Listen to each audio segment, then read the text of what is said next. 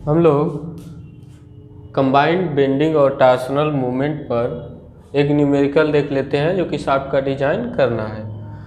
कह रहा है कि एक ढलवा लोहे की घिरनी में जिसका व्यास 900 mm है, ठीक है, एक घिरनी है, ठीक है, घिरनी मतलब पुली, जिसका व्यास कितना है 900 mm है, सबसे पास के बियरिंग से 240 mm का ओवरहंग है। ओवरहंग मतलब कैंटिलीवर बीम की तरह है, यानी वही बियरिंग है। बियरिंग में जैसे ये अटका हुआ है और इधर जो है यहाँ पर पुली लगा हुआ, अभी बनाते हैं।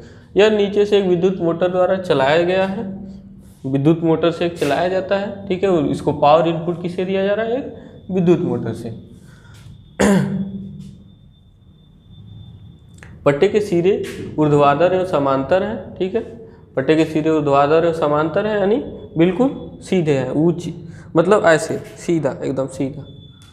पट्टे के तने पक्ष का खिंचाव इतना न्यूटन है 3500, ढीले पक्ष का खिंचाव 1500 न्यूटन है, घिरनी का भार 800 न्यूटन है। यदि अनुमेय अपरूपक प्रतिबल यानी अनुमेय यानी परमिसिबल शियर स्ट्रेस, अपरूपक मतलब शियर स्ट्रेस इतना तक सीमित हो तो घिरनी के शाफ्ट का उचित व्यास ज्ञात करिए, ठीक है।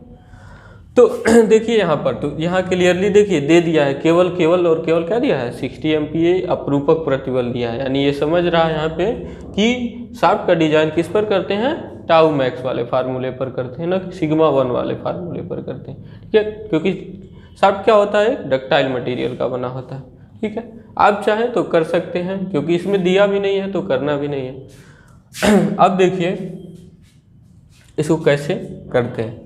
तो यहाँ पे बियरिंग पर ऐसे शाफ्ट जो है, शाफ्ट है और शाफ्ट में क्या लगा है, शाफ्ट के ऊपर एक पुली लगा है ऐसे, ठीक है। चलिए शाफ्ट पर पुली लगा हुआ है, बियरिंग से ये कितना है 240 mm पर ओवरहंग है, यानी इसका बीचों बीच का बियरिंग और इसके बीच की दूरी कितनी है 240 mm, ठीक। नीचे से एक विद्युत मोटर द्वारा, क्योंकि हम यहाँ विद्युत मोटर नहीं लगा रहे हैं, यहाँ मोटर लगा रहेगा, उसका भी पुली रहेगा जो बेल्ट से जुड़ा रहता है और मोशन करता है, क्योंकि हम अभी यहाँ पर बेंडिंग मोमेंट डायग्राम बनाएंगे इसीलिए नहीं करें, ठीक है। और इसका साइड व्यू बना लेते हैं। तो साइड व्यू में एक वृत्ताकार टाइप का घिरनी होगा और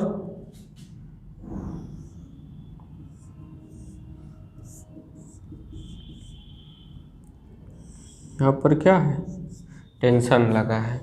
तो मान लीजिए ये टाइट वाला साइड है, तो इधर मान लेते हैं इस पर P1 टेंशन लगा है, P1 है जो टाइट साइड वाला है, ठीक है। यही मान लेते हैं टाइट साइड वाला, आप कोई भी मान लीजिए।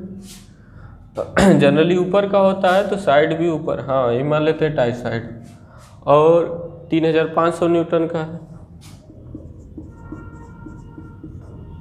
और इधर स्लैक साइड यानी ढीला साइड, ढीला साइड को स्लैक बोलते हैं, स्लैक साइड, इसमें कितना 1500 न्यूटन, ठीक है। और ये बेल्ट है, ठीक है, बेल्ट में टेंशन दिखा रहे हैं, बेल्ट है इसमें खिंचाव है, ठीक है। क्योंकि अगर इन दोनों में डिफरेंस नहीं होगा तो टार्क का ट्रांसमिशन कैसे होगा, ठीक है, डिफरेंस चाहिए। और इसका वेट पुली का वेट भी दिया है, कितना दिया है 800 न्यूटन, ठीक है। तो ये मान लेते हैं पुली का वेट W है जो 800 न्यूटन। अच्छा अब देखिए यही दिया हुआ है, न इसमें आपको कहीं T दिखाई दे रहा है और न ही आपको कहीं M दिखाई दे रहा है, क्योंकि हमको फार्मूले में क्या चाहिए, T और M चाहिए ना, तो हम निकालेंगे। तो अब देखिए यहाँ पर 3500 न्यूटन और ये 1500 न्यूटन, एक दिशा में दो फोर्स लग रहे हैं, ठीक है, एक दिशा में दो फोर्स लग रहे हैं, ये बड़ा है तो रिजल्टेंट क्या होगा, इस यहाँ पर होगा, रिजल्टेंट इन दोनों का माइनस करके यहाँ पर होगा। और वो क्या है, अब यहाँ पर पुली जो है फ्री है, जब यहाँ पे आप फोर्स लगाएंगे रिजल्टेंट फोर्स और यहाँ पर फ्री है सेंटर के अबाउट रोटेट करने के, तो क्या करेगा, सेंटर के अबाउट रोटेट करता है, वही तो तभी तो पावर ट्रांसमिशन होता है। यानी ये सेंटर के अबाउट यही क्या है P1 - P2 टार्क है, टार्सनल फोर्स है, मतलब फोर्स है, और डिस्टेंस कितना रहेगा, क्योंकि सेंटर के अबाउट रोटेट करता है तो डायमीटर इसका दिया हुआ है, कितना डायमीटर दिया हुआ है 900 mm, 900 mm का इसका डायमीटर है। तो टार्क हमको मिल जाएगा। तो पहले हम पहला स्टेप क्या करते हैं, स्टेप 1 दिखाई दे रहा है, स्टेप 1 जी। चलिए स्टेप 1 पहले क्या करते हैं, परमिसिबल, देखिए स्टेप वाइज हम बताएंगे ताकि आपको जो है करने में भी आसानी रहेगा। परमिसिबल शियर स्ट्रेस यहाँ तो दे दिया है, कहीं कहीं नहीं दिया रहता तो वहाँ हमको निकालना पड़ता है, पूरा कैलकुलेशन करना पड़ता है, फैक्टर ऑफ सेफ्टी से डिवाइड करके टोटल स्ट्रेंथ में, ठीक है ना। वो आप तो परमिसिबल शियर स्ट्रेस कितना दिया हुआ है, टाउ मैक्सिमम, वही maximum permissible shear stress 60 MPa, और आपको पता है MPa क्या होता है, न्यूटन पर mm² होता है, ठीक है। तो आप चाहे MPa कहिए या फिर क्या कहिए, या फिर न्यूटन पर mm² कहिए, ठीक है ना, बात एक ही। अब टाउ मैक्स तो हमको पता चल गया, चलिए फार्मूले में हमको टाउ मैक्स याद करिए, टाउ मैक्स वाला फार्मूला यूज करना है 16/πd³ √m² + t²। m क्या है, तो पहले बेंडिंग मोमेंट निकालते हैं कि टार्सनल मोमेंट, चलिए पहले टार्सनल मोमेंट निकालते हैं।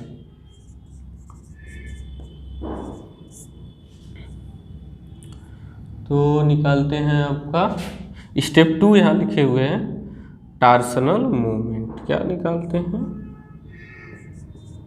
टार्सनल मोमेंट। अच्छा, टार्सनल मोमेंट क्या होगा, अभी हमने बताया है P1 - P2 का फोर्स रहेगा, क्योंकि ये P2 हमने माना है, और कितने के अबाउट, इस रेडियस के अबाउट, तो यहाँ d/2, ठीक है ना। तो टार्सनल मोमेंट T = क्या होगा, P1 - P2 × d/2, क्योंकि सेंटर के अबाउट में रोटेट करेगा तो d/2, यहाँ से वैल्यू रख लेंगे। ये 3500 है P1 और P2 कितना है 1500 है, और d/2, d 900 है तो डिवाइड कर देंगे 2 से, 450 है, तो ये कितना आ जाएगा, 500 गया 2000,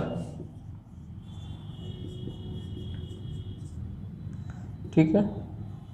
तो 900 हो गया, 45 × 90, 3 × 1 = 4 × 1 = 5, 9 × 10⁵, ठीक है, 9 × 10⁵ न्यूटन mm हो गया। इतना हमारा क्या हो गया, टार्सनल मोमेंट, क्योंकि हमारा ये न्यूटन में और ये mm में। अच्छा, अब जो है टार्सनल मोमेंट के बाद अब क्या निकालेंगे, अब निकालेंगे बेंडिंग मोमेंट, ठीक है। तो हम जगह कम है तो हम मिटाएंगे, ठीक है, तो ये मिटा देते हैं, आप लोग क्वेश्चन लिख लीजिएगा। अब अगला काम करते हैं, हम लोग निकालते हैं बेंडिंग मोमेंट।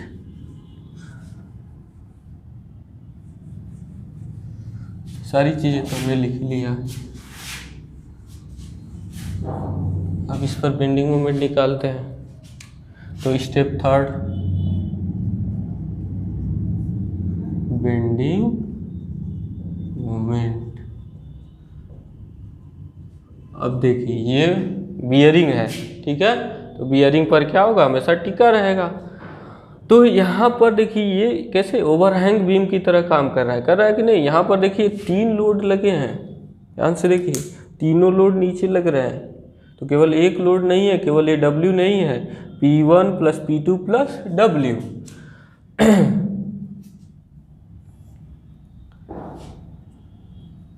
तो M = क्या होगा, P1 + P2 + W × डिस्टेंस कितना है, यहाँ से यहाँ तक का डिस्टेंस 240, ठीक है ना। तो कैंटिलीवर बीम की तरह कार्य कर रहा है, तो इसको हम मिटा देते हैं और यहाँ पर बेंडिंग मोमेंट डायग्राम बना देते हैं। तो कैंटिलीवर बीम की तरह कार्य कर रहा है, तो बेंडिंग मोमेंट डायग्राम कैसे होगा, ऐसे होगा। मैक्सिमम बेंडिंग मोमेंट कहाँ होता है, यहाँ सपोर्ट पर होता है, क्योंकि यहाँ सपोर्ट है, तो यहीं पर जो होगा मैक्सिमम बेंडिंग मोमेंट होगा, यहाँ पर तो 0 होगा। ठीक है, कैंटिलीवर बीम में याद करिए, तो यही मैक्सिमम बेंडिंग मोमेंट है। ठीक है ना, तो यहाँ पर नाम दे देते हैं, कोई नाम दे देते हैं ए और यहाँ पे बी। तो M at B, M at A, B तो 0 हो जाएगा, और दूसरा जो है यहाँ पर एम एट ए, तो ए पर निकाल लेते हैं और यही मैक्सिमम बेंडिंग मोमेंट होगा। तो जितना आएगा यहाँ लिख देंगे। बेंडिंग मोमेंट डायग्राम ऐसे ही होता है, ऐसे ही होता है। तो P1 और P2 प्लस W तीनों को जोड़ लेते हैं, तो 3500 प्लस 1500 प्लस 900 इंटू 240। जब इसको करेंगे तो यही मैक्सिमम बेंडिंग मोमेंट हो जाएगा।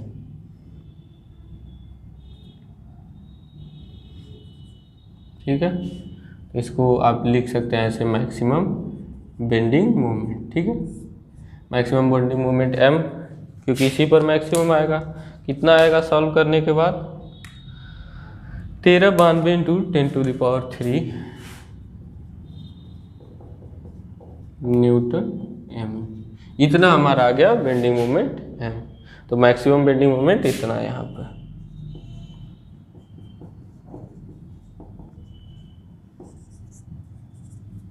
ठीक है,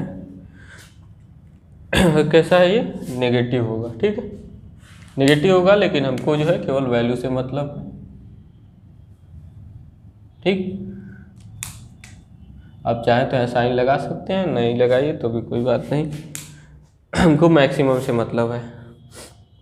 अब जो है अगला स्टेप करते हैं, अगला जो फाइनल स्टेप शाफ्ट डायमीटर निकालने का। तो याद कर लीजिए मैक्सिमम बेंडिंग मोमेंट और मैक्सिमम टार्सनल मोमेंट जो आया था, टार्क जो आया था, क्योंकि टार्क जो होता है इसमें, क्योंकि इसलिए हम मैक्सिमम नहीं लिख रहे हैं क्योंकि टार्क हमेशा जो है कांस्टेंट रहेगा। ठीक है, हम मान के चलते हैं कि यह टार्क क्या है, कांस्टेंट है, कभी जो है कम अधिक नहीं हो रहा, हमेशा टार्क उतना ही चल रहा है, क्योंकि हमेशा जो है मशीन चल रहा है एकदम मोटर क्या होगा, एकदम कांस्टेंटली चलेगा एक ही आरपीएम पर। थोड़ा बहुत फ्लक्चुएशन होगा, लेकिन उसको हम निगलेक्ट कर देते हैं। अब इसका स्टेप 4, अब स्टेप 4 में हम क्या करते हैं, शाफ्ट डायमीटर निकाल लेते हैं। तो हमारा फार्मूला क्या है, सारे जो है वैल्यू हमने निकाल लिया, वही tau max is equal to 16 pi d³ under root m² plus t²। तो यहाँ जो m की वैल्यू आया उसको रखिए। ठीक है, यहाँ d³ को हम इस साइड भेज देते हैं, 16/पाई इंटू टाउ मैक्स, या परमिसिबल जो आप कहिए, जो आप रखना चाहते हैं, परमिसिबल लिखना चाहते हैं परमिसिबल लिख लीजिए, और m² प्लस t²। अब यहाँ से टाउ मैक्स का मान रख दीजिए, जो कि पहले ही हमने लिखा था पहले ही स्टेप में। m जो है तीसरे स्टेप में निकाला है, t है दूसरे स्टेप में निकाला है, सारा वैल्यू रख दीजिए। यहाँ से आपको d का मान निकल जाएगा, और d का मान आएगा आपके लिए 52.01। इसके नियर अबाउट आपको आना चाहिए। ठीक है, आप चाहें तो यहाँ पे क्या ले लेंगे, 53 यही आंसर हो जाएगा। ठीक है, अब ये चैप्टर आपका समाप्त होता है। जो कुछ भी अगर आपको पूछना है आप कमेंट कर सकते हैं। ठीक है, जो कुछ भी अगर आपको न्यूमेरिकल में कोई प्रॉब्लम आता है तो कमेंट करिए, देखा जाएगा जैसे होगा। Thank you.